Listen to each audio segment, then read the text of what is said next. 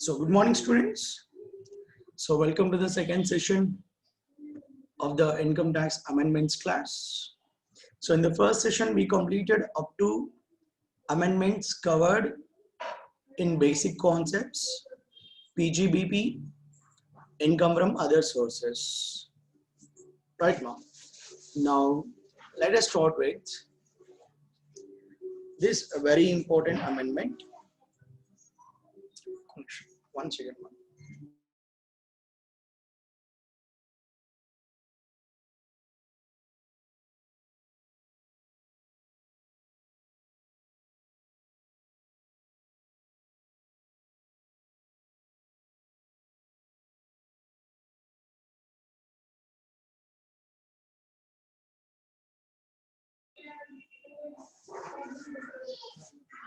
Yeah, note point.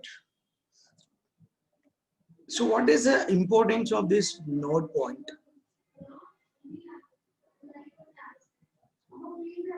No. See,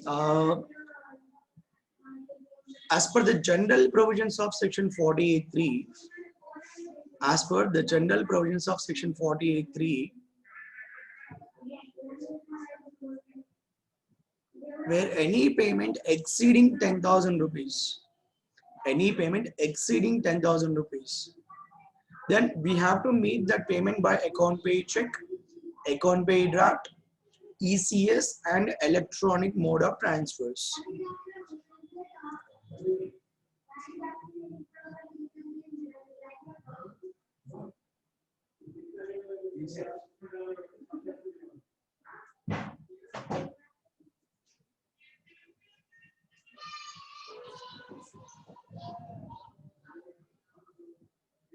Right, ma? So any payment exceeding 10,000 rupees, you have to meet that payment either by way of account pay tax, account pay check, account pay draft, or through ECS. And as per the latest amendment, it is any other electronic mode of transfers. Any other electronic mode of transfers. Now, with the introduction of this provision, any other electronic mode of transfer, whereby one can make the payment by using the RTGS, IMPS, NEFT, right? Then being UPI. Earlier, sir, before this amendment, for section 48.3, of course, we have some exceptions under Rule 6DD. We have exceptions under Rule 6DD, right, which specifies that cases and circumstances that is relevant and section 48.3 would not be attracted. Right, we have some exceptional cases, around 17 to 20 exceptional cases are there. 17 to 20 exceptional cases are there. Right, ma? Now, one of that exceptional case, the majority of the people use that exceptional case is that they will make the cash payments, any amount, as on the day on which the banks are not working because of the holiday or strikes. See, when I explain section 48.3, of course, here majority of the students know this point. Nowadays, no one is fearing about 48.3. Even if the payment exceeding 10,000 rupees, they are paying in cash. They are paying in cash without worrying about the disallowance under section 48.3. Why? Because they'll make the payment in cash on second Saturday, or on fourth Saturday, or on 4 Sundays. Monthly, 6 days are there for which 48.3 provisions are not applicable. Because on these 6 days, the banks were closing. Holiday. Second Saturday, fourth Saturday, holiday. 4 Sundays on an average every month. So 6 holidays are in a month. Right, ma? There are 6 holidays in a month. Now, in the 6 holidays, plan all the payments exceeding 10,000 rupees, and you can make payment through cash. So they are making the payment of cash exceeding 10,000 rupees, and without any worrying about section 48.3. No fearing about section 48.3. They'll make sure that they are going to make the payment.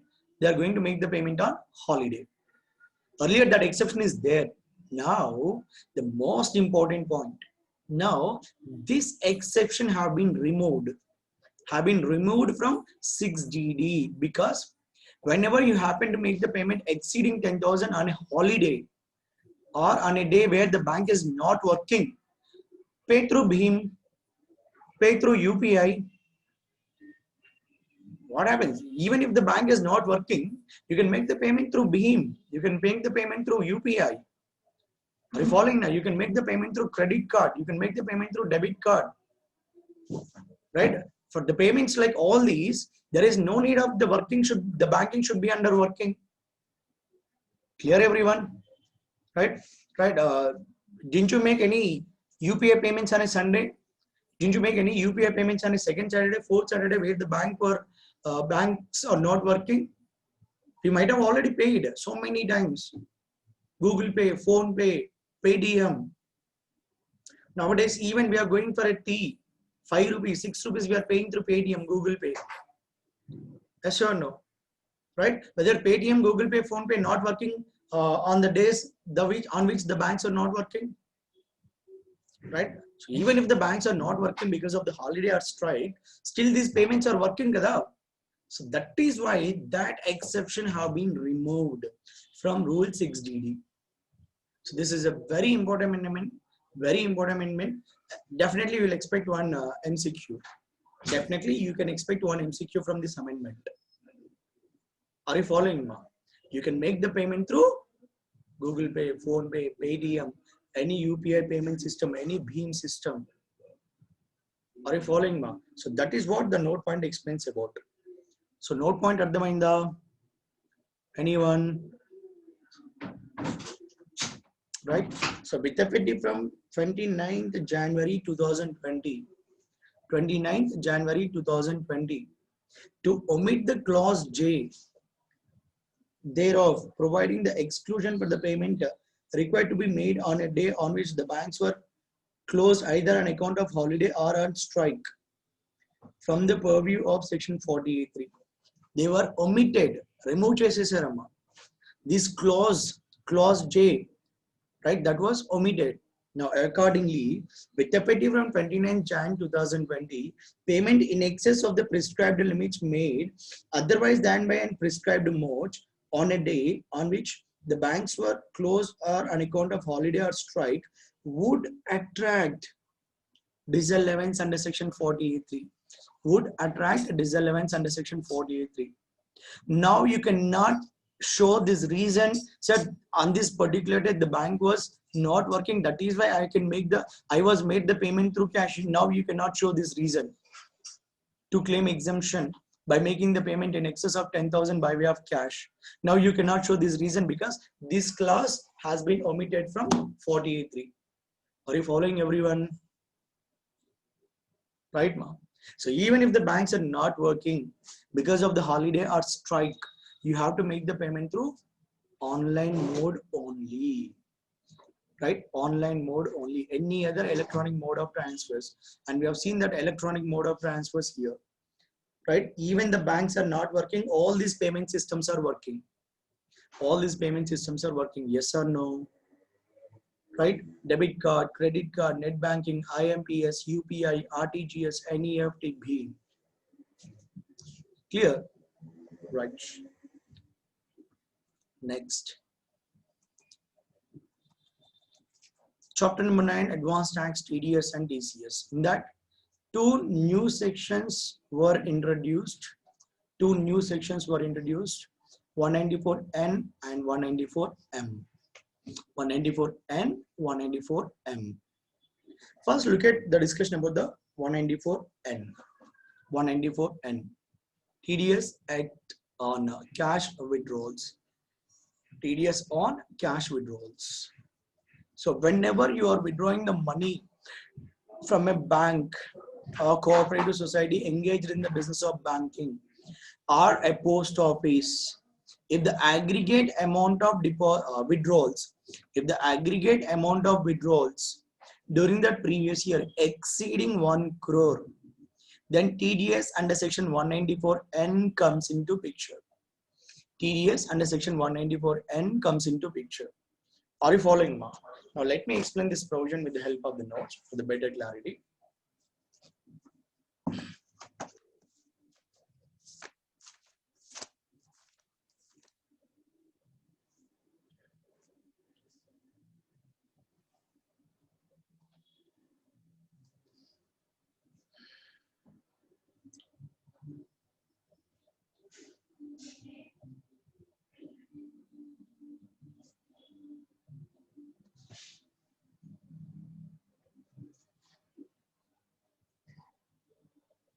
So hope everyone able to see the notes.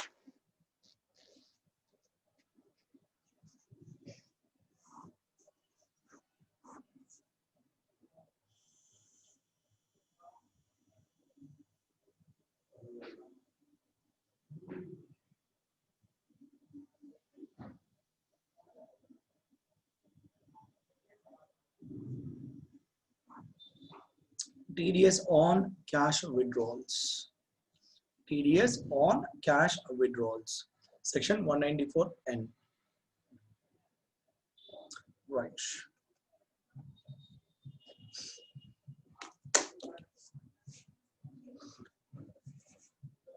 So first of all, just give me a second.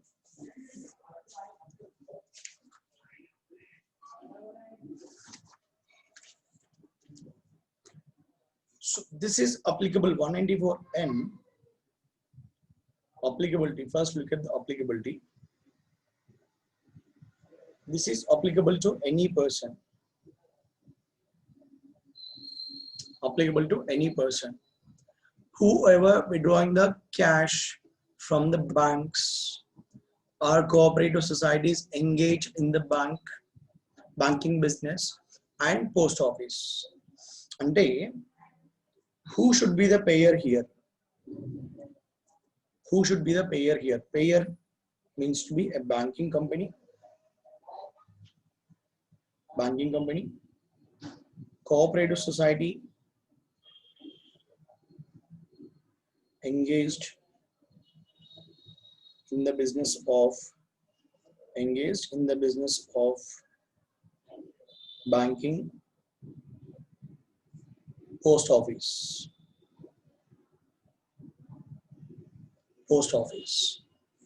Payee could be any person.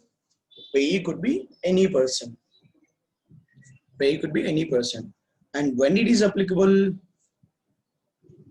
194N applicable, where aggregate amount of withdrawals, aggregate amount of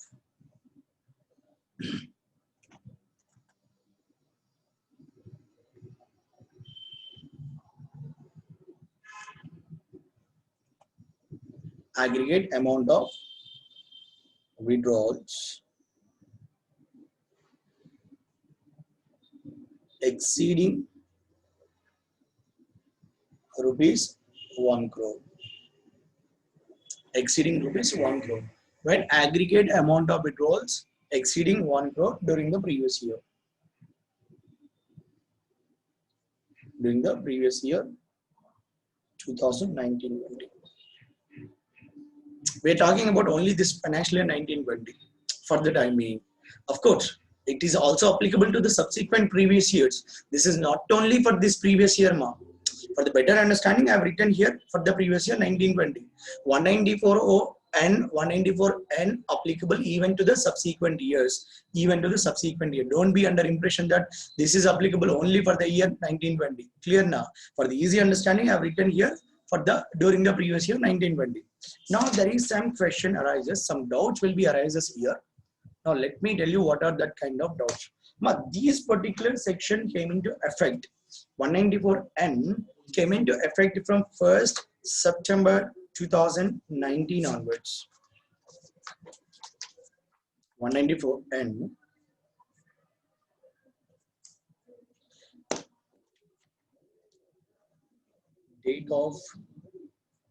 date from 194N provisions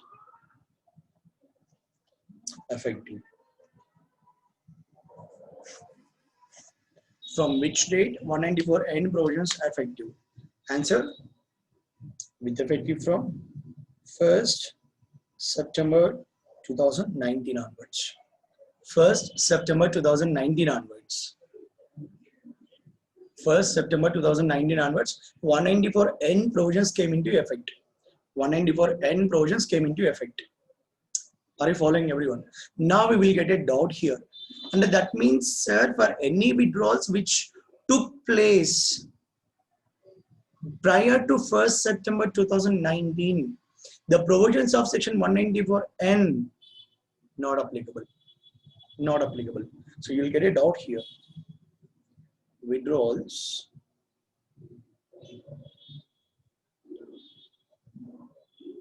prior to 1st September 2019. Withdrawals prior to 1st September 2019. Prior to 1st September 2019. For these withdrawals, section 194N provisions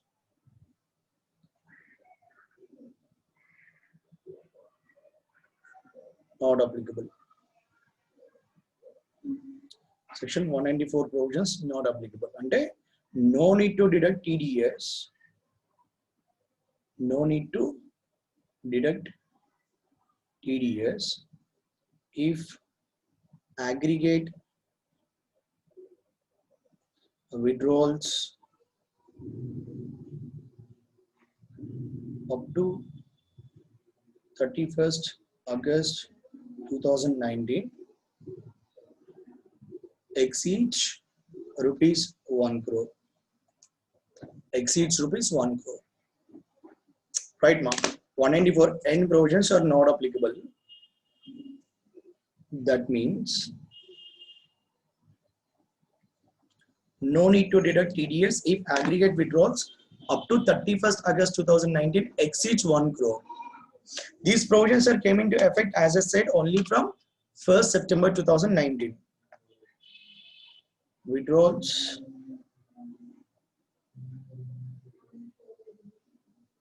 on or after 1st September 2019. Withdrawals on or after 1st September 2019. Section 194N provisions applicable. Section 194N provisions applicable. Are you following, ma'am? 194N provisions are applicable. Next. But here is a twist. Here is a twist. Let me tell you with the help of example. So look at the example. Let us that assessee Mr. X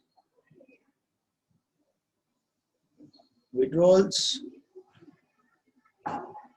from 1/4/2019 to 31st August 2019. Let us assume that withdrawals amount 80 lakhs. Withdrawals amount 80 lakhs. Withdrawals amount 80 lakhs. Next, withdrawals from 1st September 2019 to 31st March 2020. 1st September 2019 to 31st March 2020. Let us assume that 40 lakhs.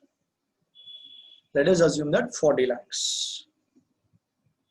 Now tell me, sir, whether 194N provisions are applicable for the previous year 1920. 194N provisions are applicable or not applicable?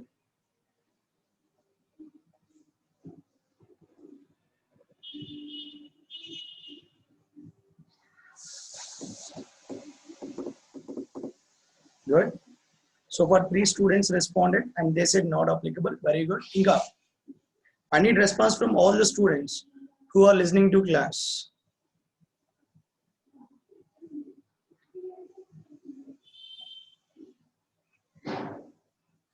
Applicable, but only for 40 lakhs, okay. Not applicable, okay.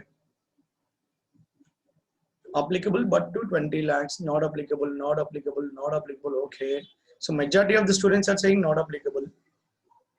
Chaitanya, applicable, okay, good. Applicable only for calculating the threshold limit, okay. Not applicable, okay.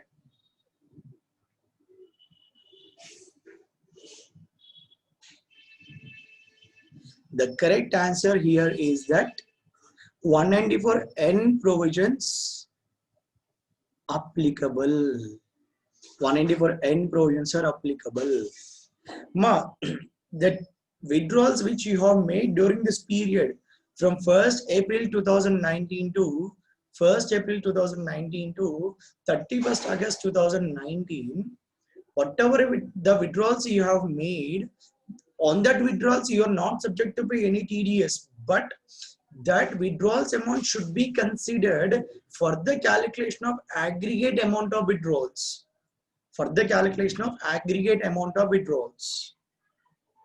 Are you following now? So whether aggregate amount of withdrawals exceeded 1 crore or not, in order to verify this, that withdrawals even during this period from 1/4/2019 to 31st August 2019 that were applicable, that were considered, right ma?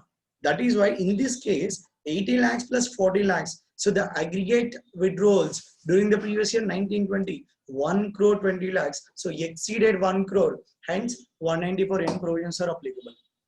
Hence 194N provisions are applicable. So answer should be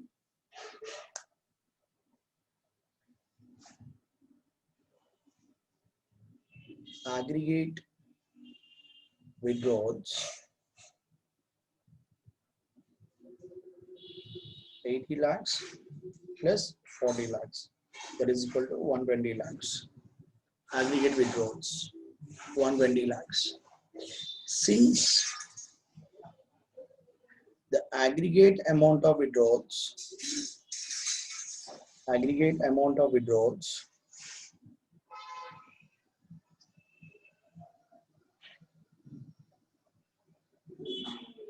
exceeded rupees 1 crore, therefore section 194N provisions are applicable.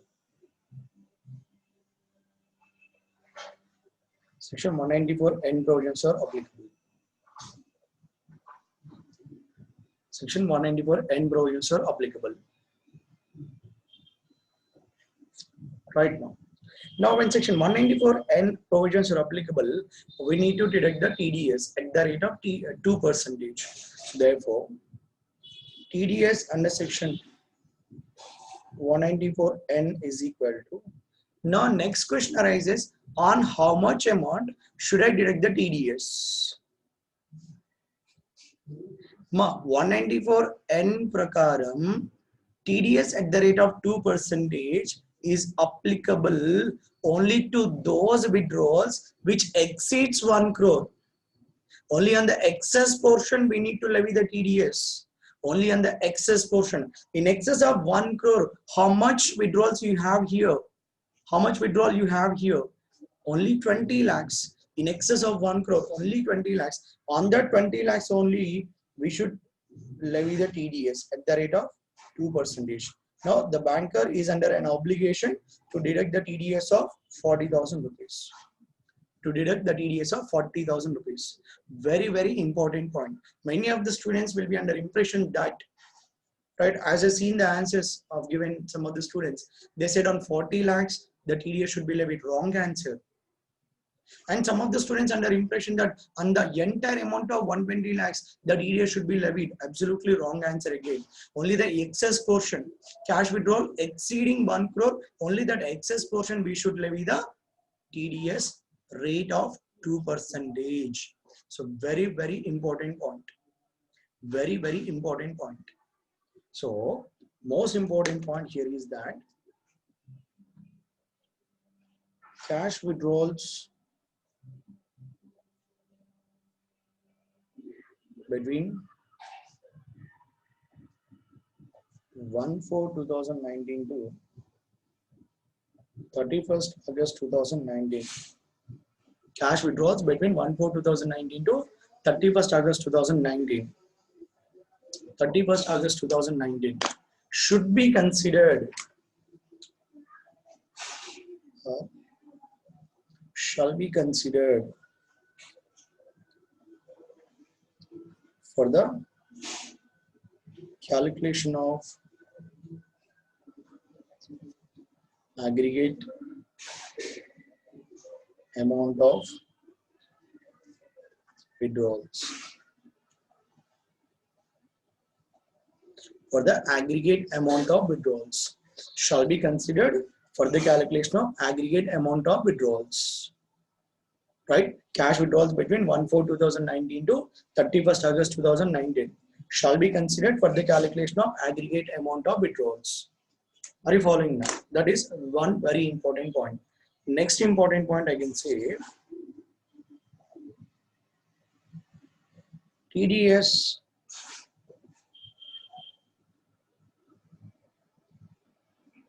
at the rate of 2% leviable only on withdrawals in excess of 1 crore. Only on withdrawals in excess of 1 crore. This is yet another important point. TDS at the rate of 2%, TDS at the rate of 2% is leviable only on the withdrawals in excess of 1 crores and not on the entire amount of withdrawals.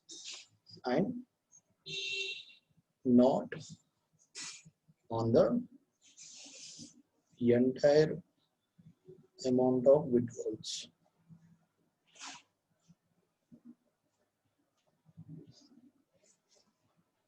Not on the entire amount of withdrawals.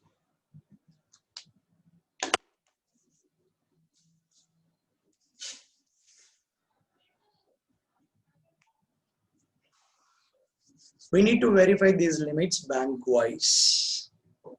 Bank-wise. But in a single bank, if you maintain different accounts, like savings account, current account, then the withdrawals from all these accounts should be considered. The withdrawals from all these accounts should be considered. Right? So I have State Bank of India. I have the account in State Bank of India. I have two accounts now. Two accounts. Right? And I have one current account as well. I have two savings accounts. I have one current account. I have. Now, while calculating the aggregate amount of withdrawals, now the withdrawals from all these three accounts should be taken and aggregate. If exceeds 1 crore, TDS should be leviable. If exceeds 1 crore, TDS should be leviable. Right. Next. Single bank. Single bank. Next.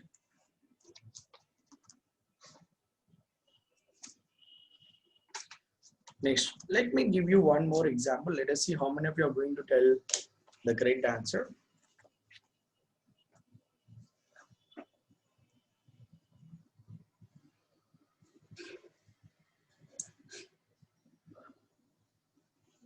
Withdrawals from 1/4/2019 to 31st August 2019. Withdrawals from 1/4/2019 to 31st August 2019. Let it be 1 crore 20 lakhs. Now withdrawals from 1st September 2019 to 31st March 2020. 31st March 2020. Let it be 60 lakhs. Calculate the amount of TDS under section 194N. Calculate the amount of TDS under section 194N. Do it, ma. Do it and tell me the answer. I just want the amount of TDS.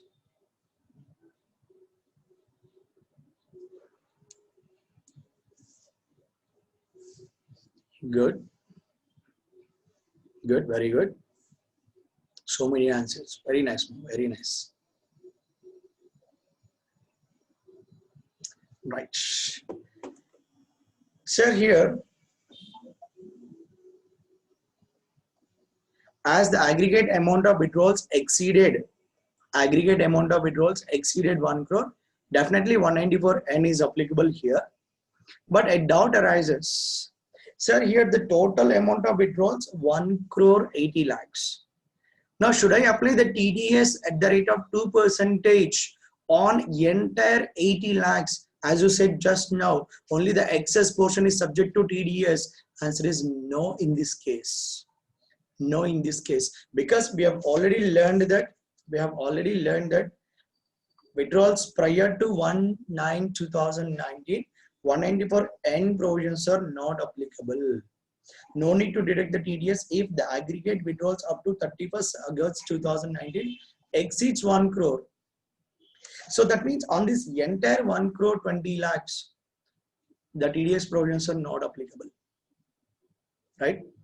So the 1 crore, in excess of 1 crore, we have 80 lakhs. So some of the students will do the calculations like this. TDS under section 194N is equal to, so in excess of 1 crore, we have the 80 lakhs withdrawals into 2%. So 1,60,000, which is absolutely wrong answer.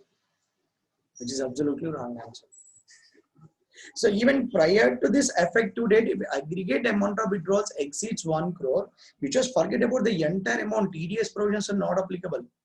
But since the aggregate turnover exceeded, now whatever the withdrawal you are going to make from 1st September 2019 onwards, that entire amount is subject to TDS now. The correct answer is TDS under section 194N is equal to 60 lakhs into 2%, 1,20,000. So 1,20,000 is absolutely correct answer. 1,20,000 is absolutely correct answer. Are you following, ma? These kind of MCQs you will be asked in the exam, sir. Alane savings account, current accounts, withdrawals kuda istadu. And many of the students under impression that this is applicable only to savings accounts. Not like that. This is even applicable to current accounts. Whatever the number of accounts you maintain in that particular bank, the withdrawals from all that accounts should be taken. And if aggregate amount exceeding 1 crore, for that excess portion, levy the TDS at the rate of 2%. Levy the TDS at the rate of 2%. Clear, everyone? Any doubts?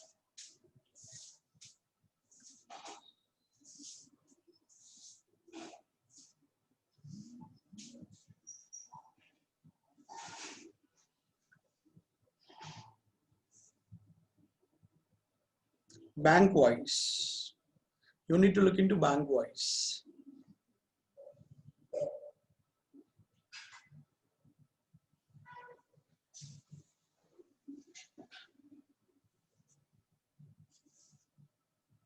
Because you can see the provision here, the payer should be a banking company.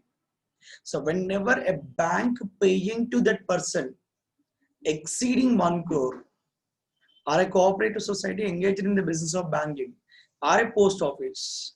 So you need to see the limit of 1 crore here bank wise. If I have a withdrawal of exceeding 1 crore from SBI, then SBI will levy at the rate of 2%.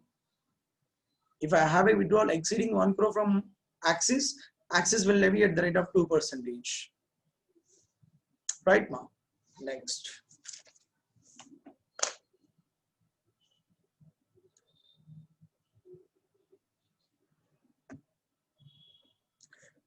So let me share the material.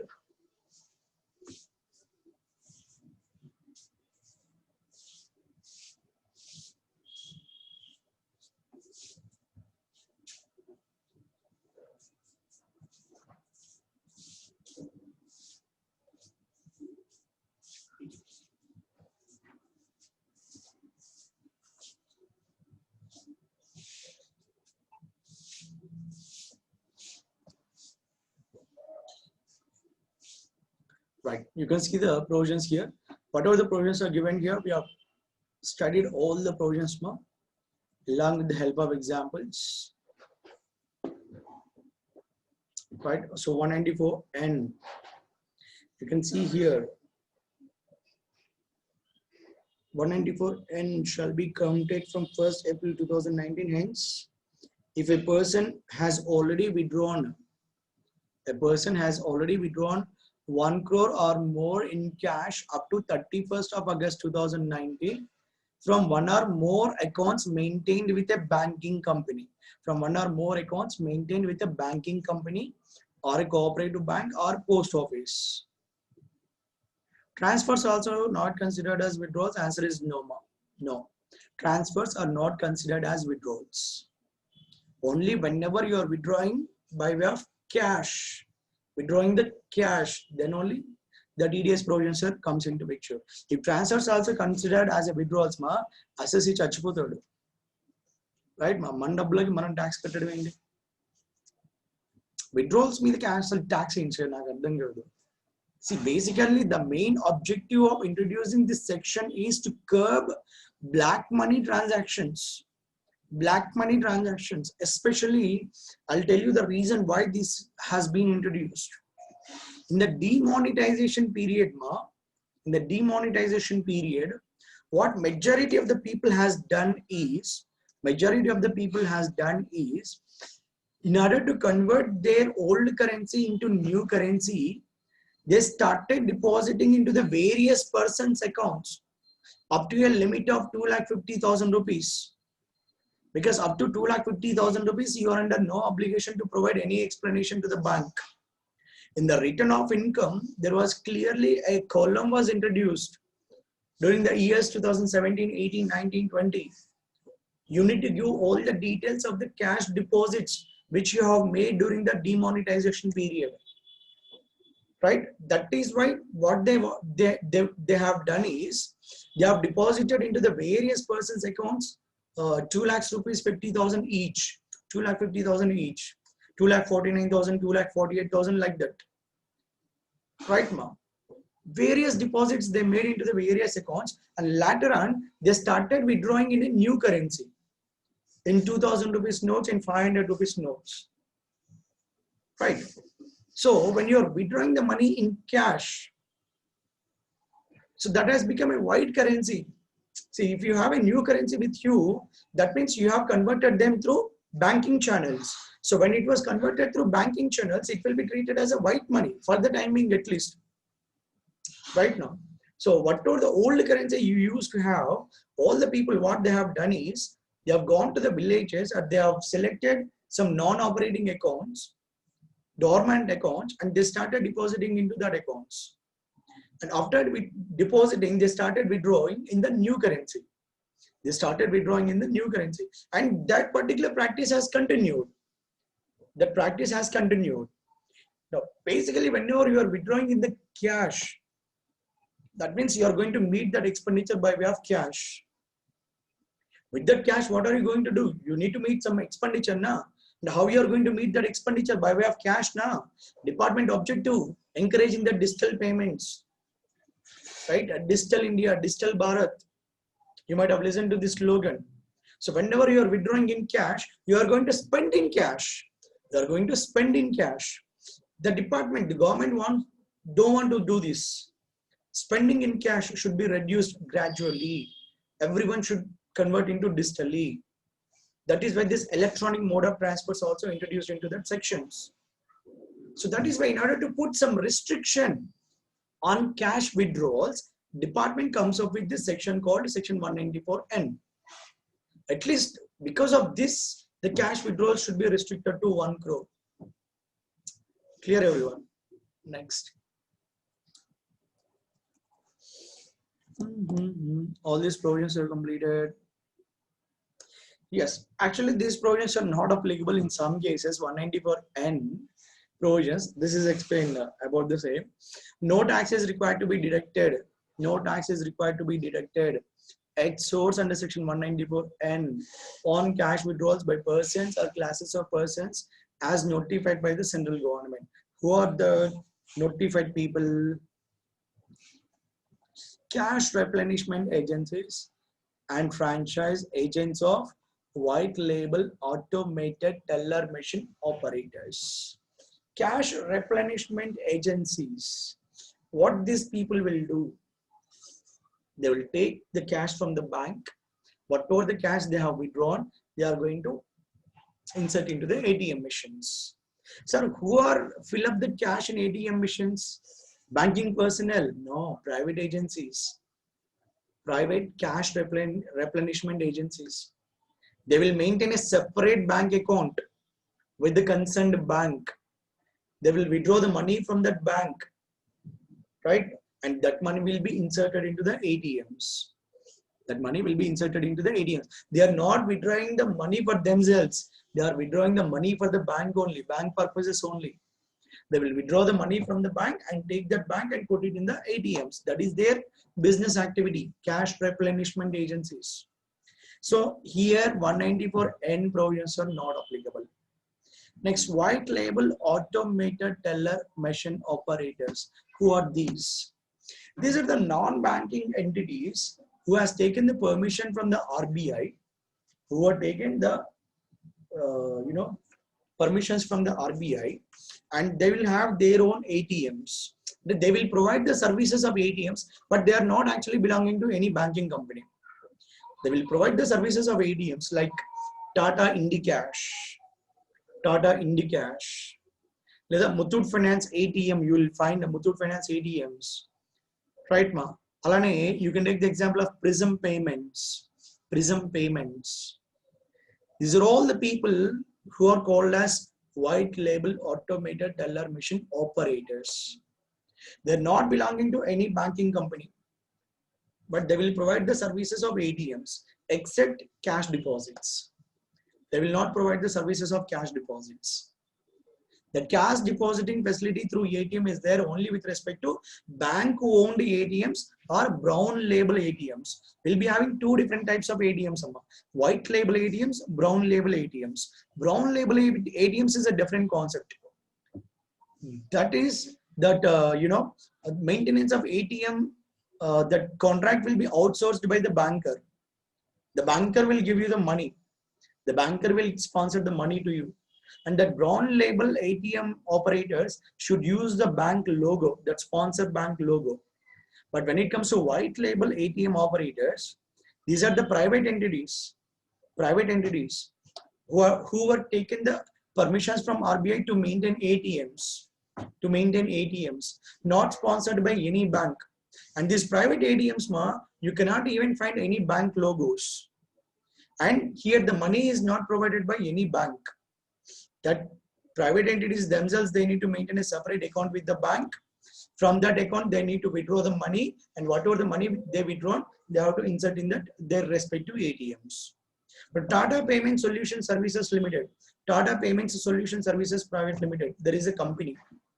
This company is maintaining Tata IndiCash ATMs. So that company will maintain a separate account with different banks. From that account, they will withdraw the money. Whatever the money they withdraw, they will deposit in the insert in the ATMs, respect to IndiCash ATMs. So here also, even if the aggregate amount of withdrawals exceeding 1 crore, 194N provisions are not applicable. They have to maintain a separate account for these purposes. They have to submit the statements time to time with the banks. Whatever the amounts we have withdrawn, that amount we have inserted into the ATMs. They have to submit the same to the banks. Then the banker under no obligation to deduct the TDS under section 194N. Is that clear, ma? This is the first exception where 194N is not applicable. Cash replenishment agencies and franchise agents of white label ATM operators.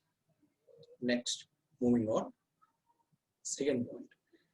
Commission agent or trader operating under Agricultural Produce Marketing Committee, APMC, and registered under any law relating to APMC. So whoever registered with the APMC as a commission agent or a trader, now they can withdraw any amount from the bank, but whatever the amount they have withdrawn, that amount should be utilized for the purchase, for the payment to the farmers, in order to purchase the agricultural produce from them. Right, ma'am? See, I'm a commission agent. I'm a trader of agricultural produce. Sir, now go rice shop, sir. I'm a rice dealer. Now go rice shop on there. What I'm doing this year, I'll go to the Agricultural Produce Marketing Committee.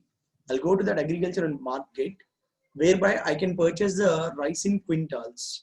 And I've repacked them into the 25 kgs bags, and I'll take to my shop and I will sell. Right now.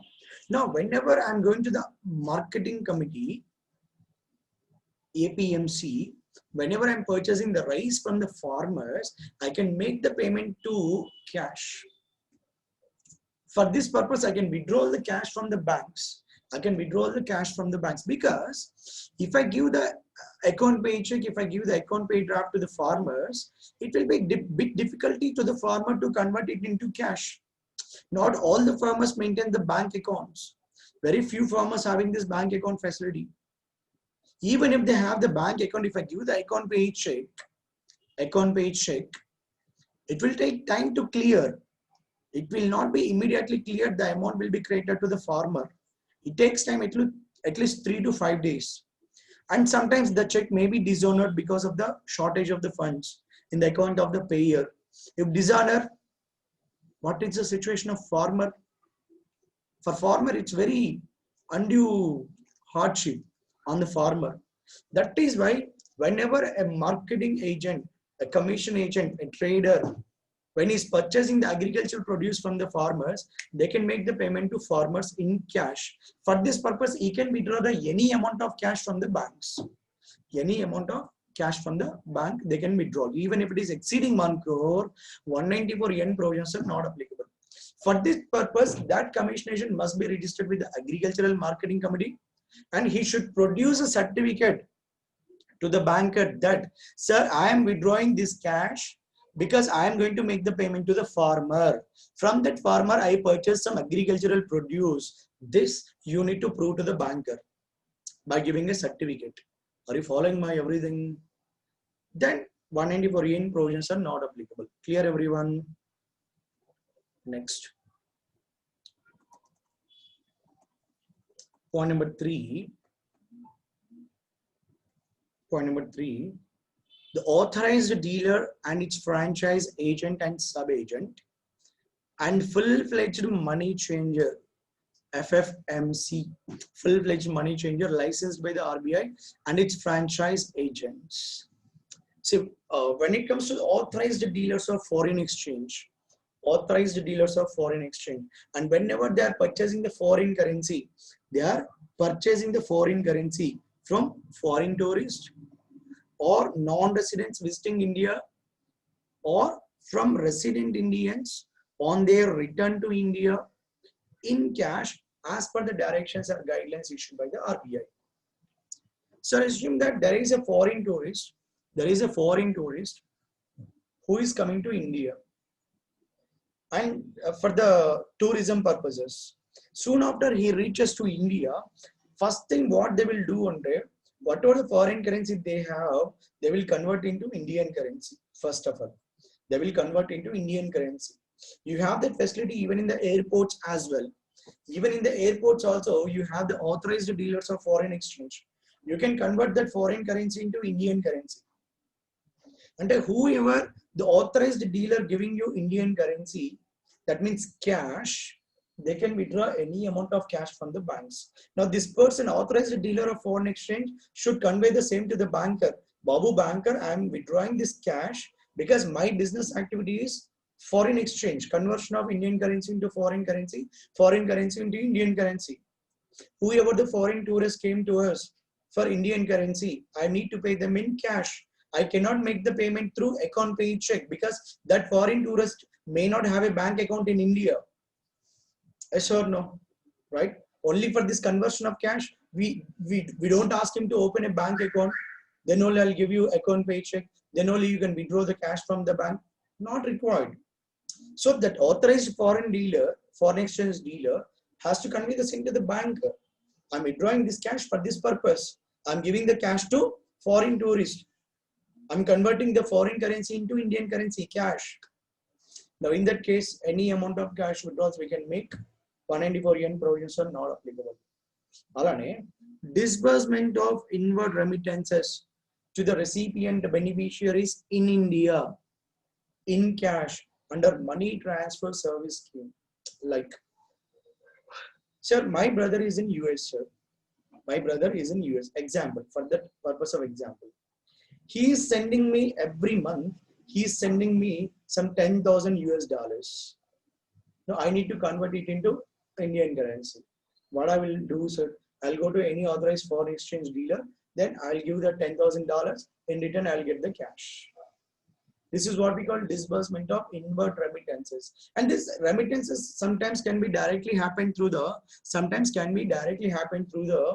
authorized dealers of money exchange like Western Union money transfer. They will enter into the contract with these people. Okay, I'll give the money in foreign currency. You can give the cash to my relative in India. My brother from USA, he will directly enter into a contract with Western Union money transfer.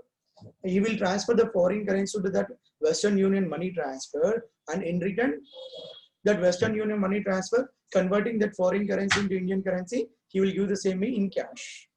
Are you following my everyone? That is what we call disbursement of inward remittances to the recipient beneficiaries in India. Now, in these cases, in these three cases, 194N provisions are not applicable. Even if the aggregate amount of withdrawals exceeding 1 crore. Even if the aggregate amount of withdrawals exceeding 1 crore. Clear, everyone? Right.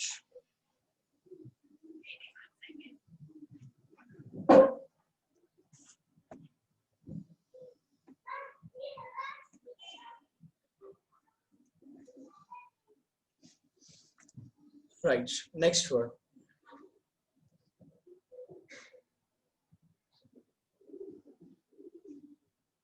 Cash replenishment agents. Cash replenishment agents are nothing but the people who are, depositing the money into ATMs. Right. Sometimes you might have seen the van with full protection, right? With full shield and everything, the van will come and will stop in front of the ATM. The people with guns will be down first and they will take some box, cash box, and the ATM will be closed for the time being for half an hour or 1 hour. They will insert the cash. Whoever the people coming in the van, they are not belonging to bank. They are belonging to a private entity. There were some private entities who providing the services of cash replenishment. Whenever that ATMs out of the cash, these people will go there and will insert the cash into that ATM. Right now, for this purpose, they need to withdraw the amount of cash from the bank. They need to withdraw the amount of cash from the bank. For this purpose, they will maintain a separate bank account. Are you following, ma? Right? These people are called as what? Cash replenishment agencies. Yeah. Next.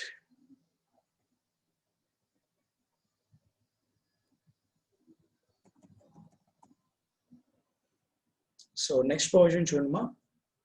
The proviso to section 194N provides that no tax is however required to be deducted at source on any payment made to. You have given the list of some payees. Whenever you are making the payment to these people, this 194N provisions are not applicable. So payment to the government or a banking company, a business correspondent of a banking company, any white label ATM operators, and such other classes of persons has been notified by the central government. For these people, 194N provisions are not applicable. Even if these people withdrawn an amount exceeding 1 crore, 194N provisions are not applicable, and the banker, that cooperative society, or that post office under no obligation to deduct the TDS. Next. Person to whom the credit to be given for the tax deduction at source and payment thereof under section 194N. So if I have withdrawn an amount exceeding 1 crore, if I have withdrawn an amount exceeding 1 crore, let us assume that I have withdrawn an amount exceeding 1 crore, let it be some 1 crore 50 lakhs. Now that excess portion 50 lakhs into 2%, 1 lakh was deducted as TDS. Now, when banker deducted TDS of 1 lakh from my withdrawals, that amount should be remitted to the respective income tax department. The banker has to remit the same to the department, central government account. Now, after which the banker will give me a certificate under Form 16D. Form 16D. 16 is for salaries. 16A other than salaries. 16D is with respect to TDS on cash withdrawals. In form number 16D, a TDS certificate will be given to me based on which I can claim the TDS credit. Based on which I can claim the TDS credit. Next. Time limit, form and the manner of depositing the tax at source under section 194M.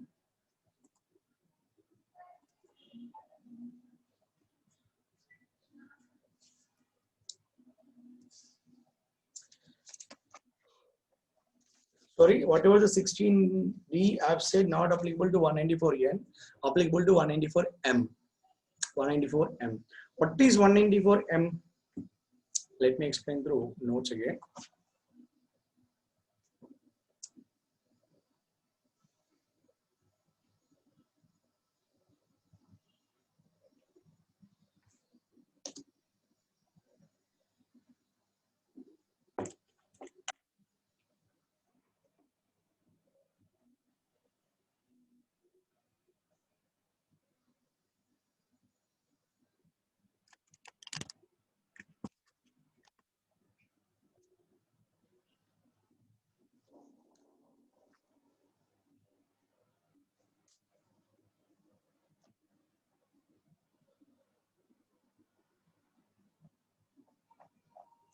Section 194N.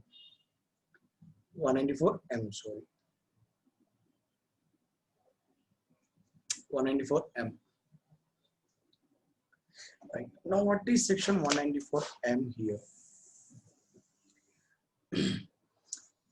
This is applicable to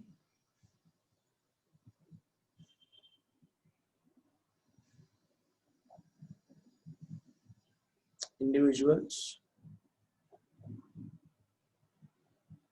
HUFs. Individuals and HUFs. The most important point here is that whose sub accounts are not subject to tax audit,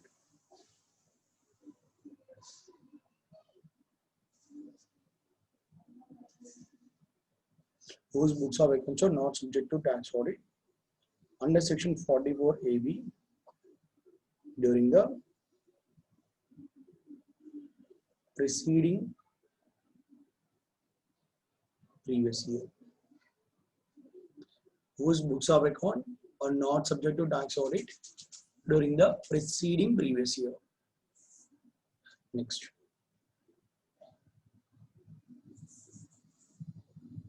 Nature of amount to be paid. What are the amounts covered here? What are the amounts covered here? Amounts covered here, sir.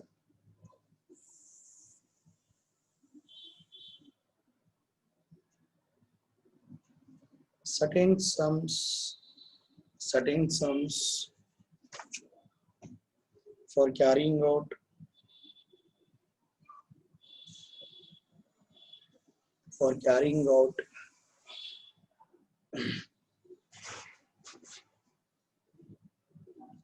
any contract work,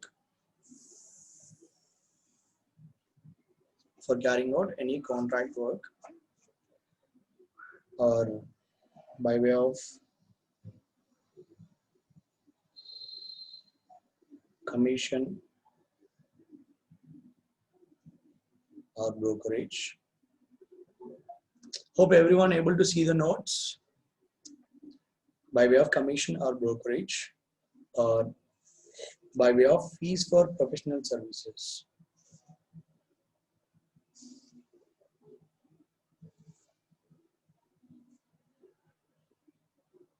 By way of fees for professional services.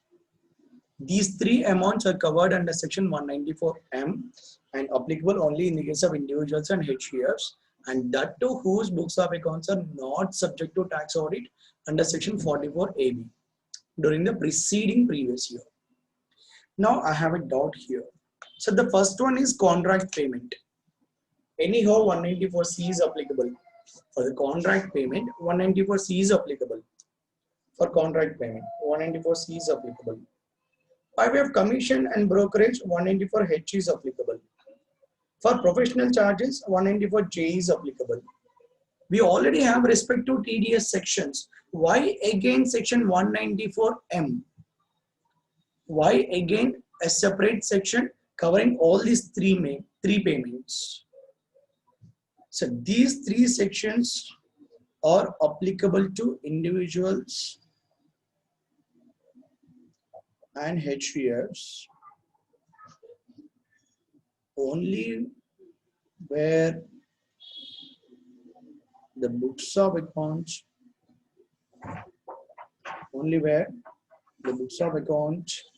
subject to tax audit,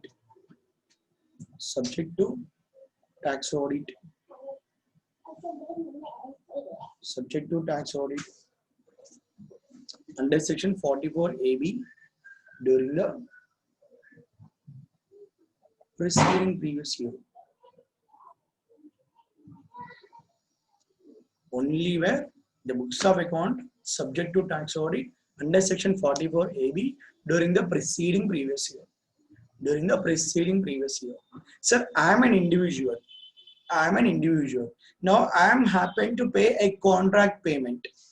Now should I deduct the TDS under section 194C or 194M? This is purely depends upon my turnover during the preceding previous year.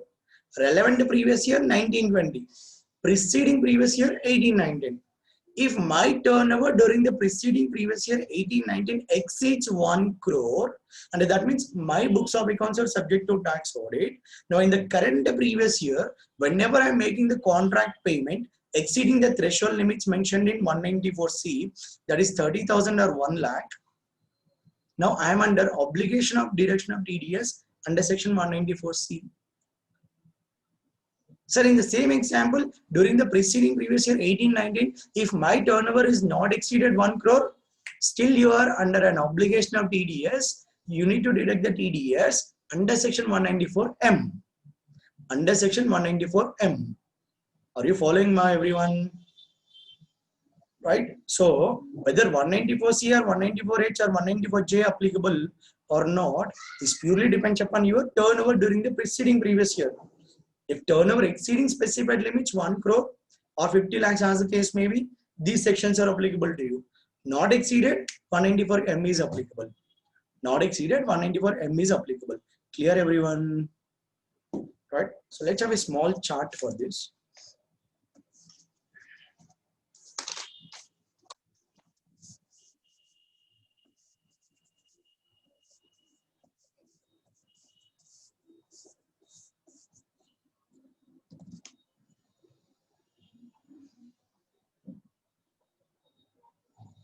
Contract payments,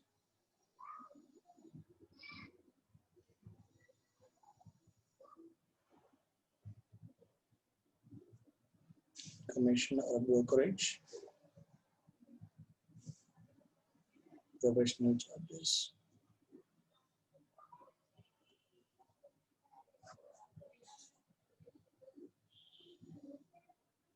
If tax audit is mandatory,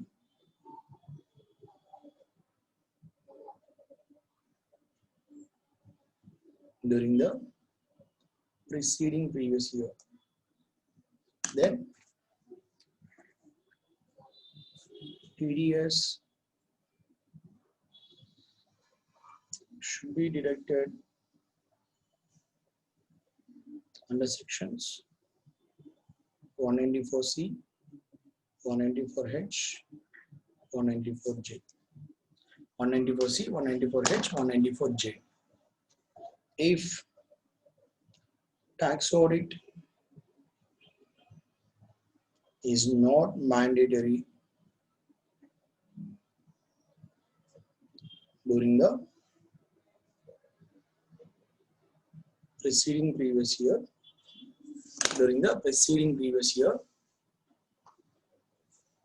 if tax audit is not mandatory during the preceding previous year, then TDS should be deducted under section 194M. Under section 194M. Is that clear, everyone? Contract payments, commission or brokerage or professional charges.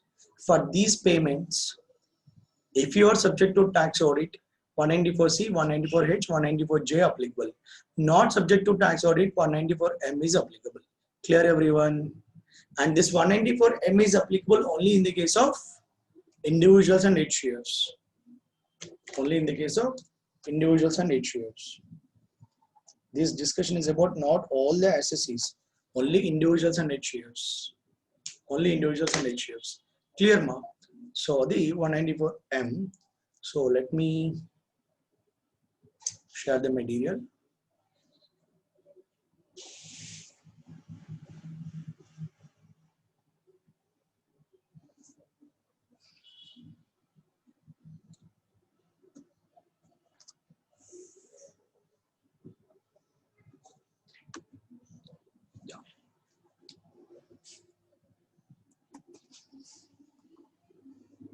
So for carrying out any work, that means contract payments, commission, brokerage, and professional services.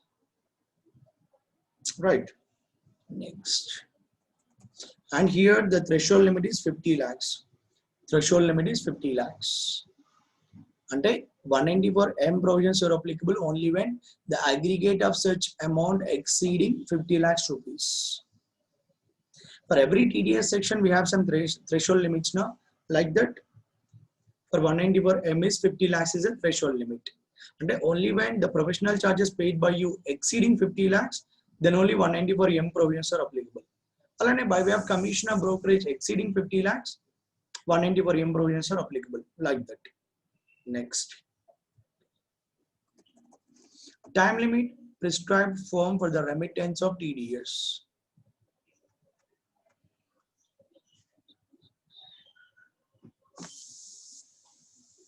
Yes, exactly, ma. Exactly, Pratyusha. 194J is not applicable when any sum paid by individuals or HUFs for professional services.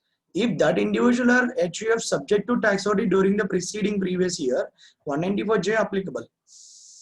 If they are not subject to tax audit, then only 194M comes into picture. Then only 194M comes into picture. Next. So the time limit for the deduction of TDS is 30 days. Within a period of 30 days from the end of the month in which the deduction is made. Right, ma? So whenever you deducted the TDS amount from the date of deduction within a period of 30 days, you should be remit the same to department. Right? Any sum deducted under section 194M shall be paid to the credit of the central government within a period of 30 days from the date of end of the month in which the TDS deduction was made. And that shall be accompanied by a challan cum statement in the form number 26QD. Next. Manner of remittance of TDS. Here the TDS should be remitted only electronically. You need to pay to the central government account only through electronic modes.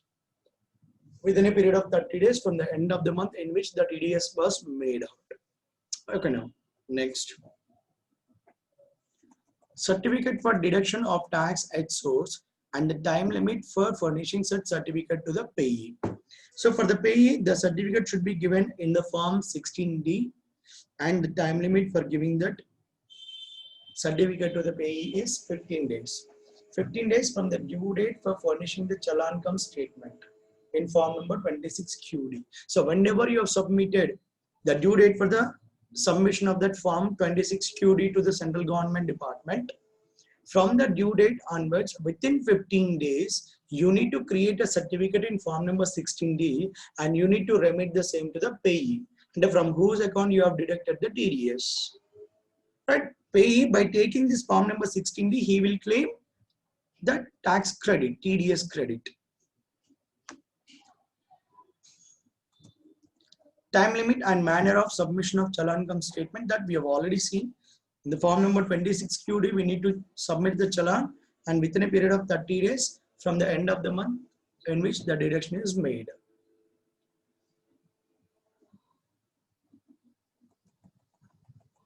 Next one, provisions for the filing of return of income and self-assessment. Here it is about the manner for allotment of PAN to a person who has not been allotted a PAN but possesses Aadhaar number. You have the Aadhaar but you don't have the PAN.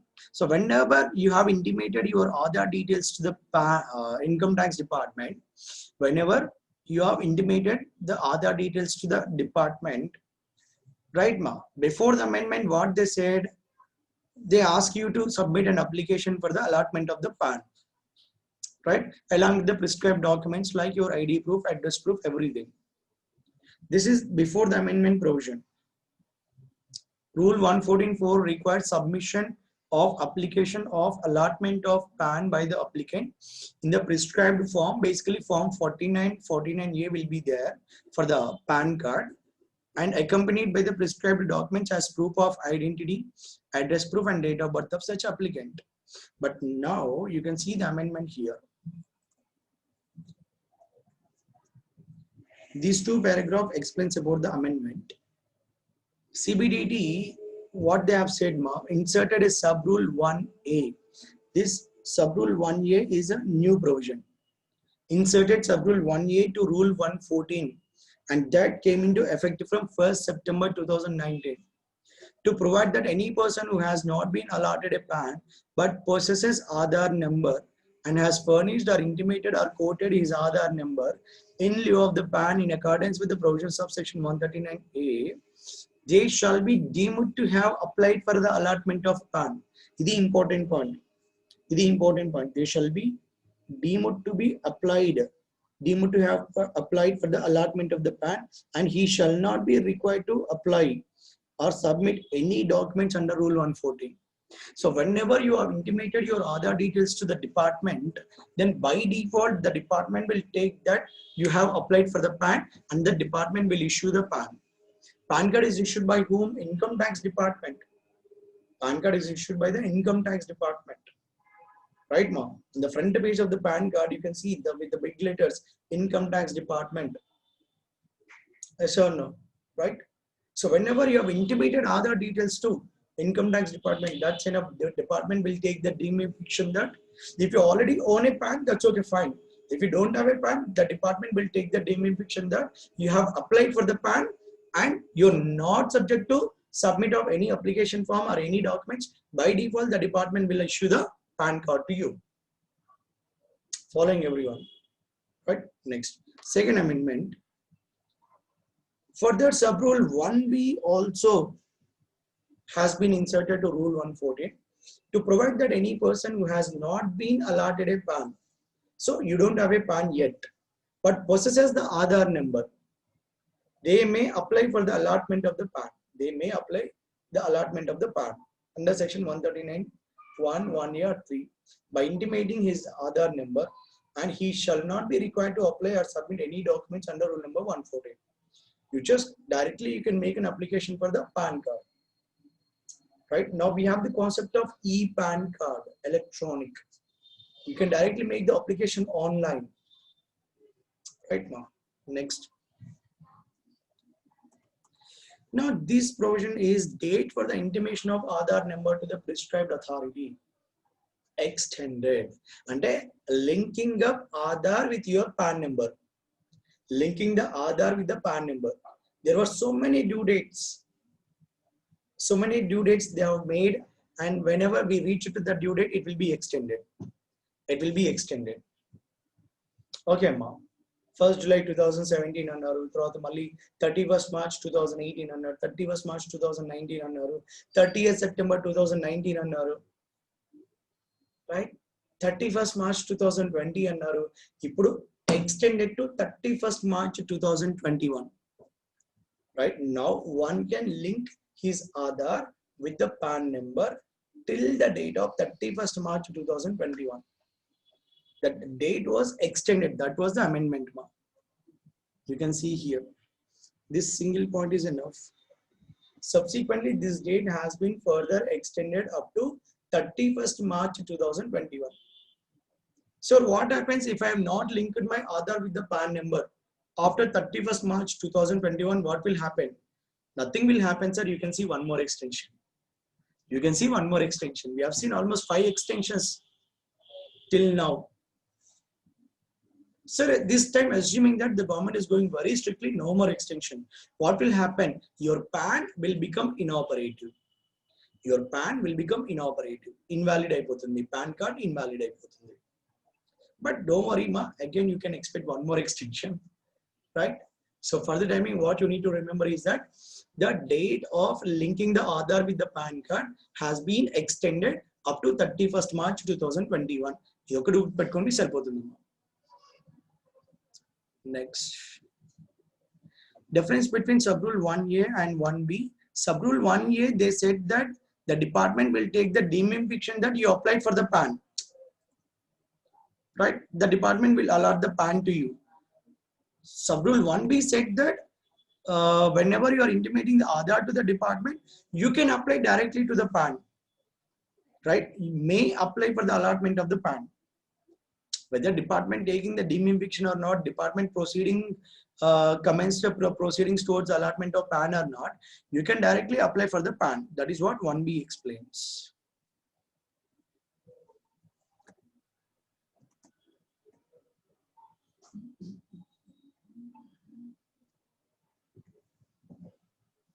So, but the linking of Aadhaar with the PAN, the date was extended, but irrespective of that fact that whenever you are filing the returns, you must quote your PAN number and as well as your Aadhaar number. That is what explained here. It is mandatory to quote the Aadhaar and link the Aadhaar number while filing the return of income, either manually or electronically unless specifically exempted.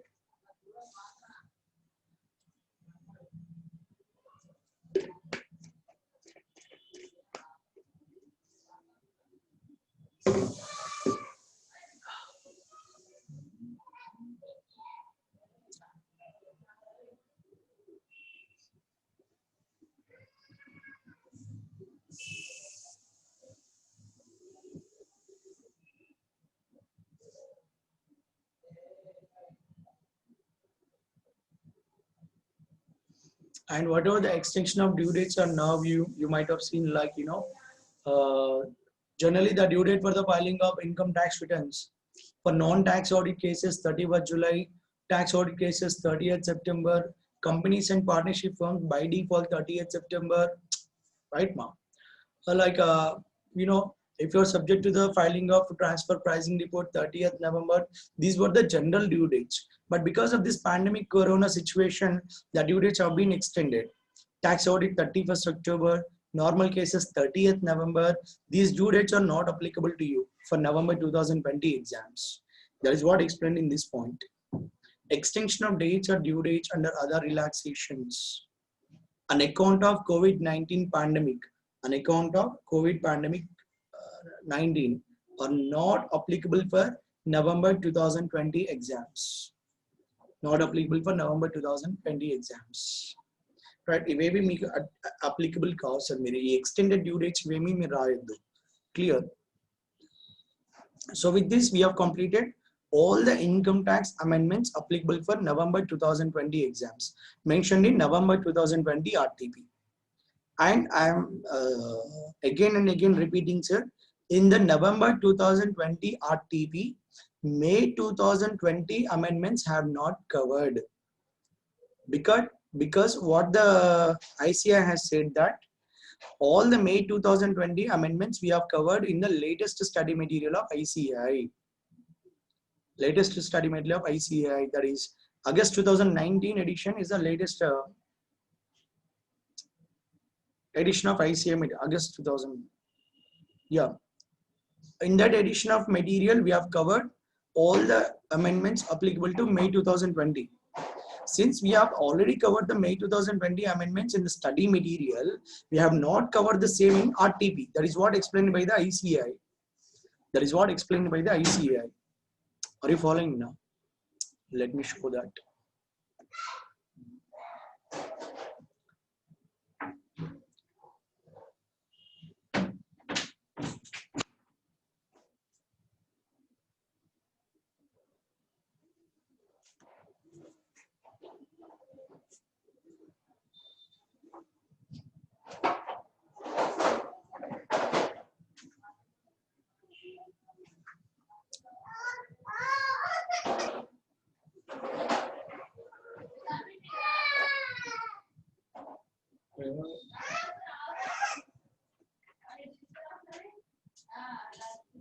You-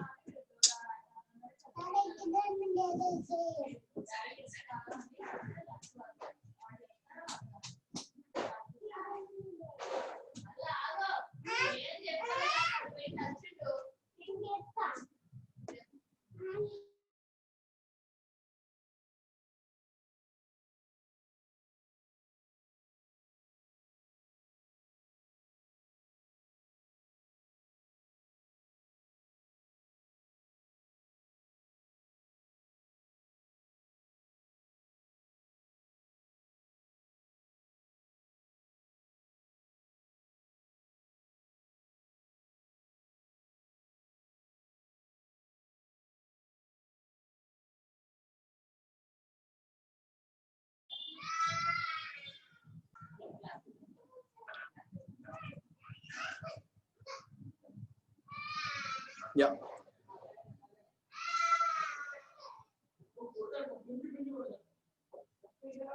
So you can see clearly here, ma. The August 2019 edition of study material is based on the provisions of income tax law as amended by the Finance Act 2019 and Finance Act number 2 of Act 2019, and hence the same is relevant for November 2020 exams, right? And here they have covered only the significant notifications of circulars and legislative amendments made up to 30th April 2020, which are relevant for November 2020 exams, but not covered in August 2019 edition, are given here under. So that is why I clearly said, whatever the supplementary material given by the ICI for November 2020 exams, whatever the RTPs provided by the ICI, that not covered May 2020 amendments. So one must be very careful. If you prepare only November 2020 amendments, that's not enough now. For this attempt, you should also prepare this May 2020 amendment. Since we don't have an examination attempt in May 2000, we didn't have an attempt in May 2020, then May 2020 amendments and November 2020 amendments asked in November 2020 exams. So one should know about both the amendments. Clear, everyone? Right. Okay.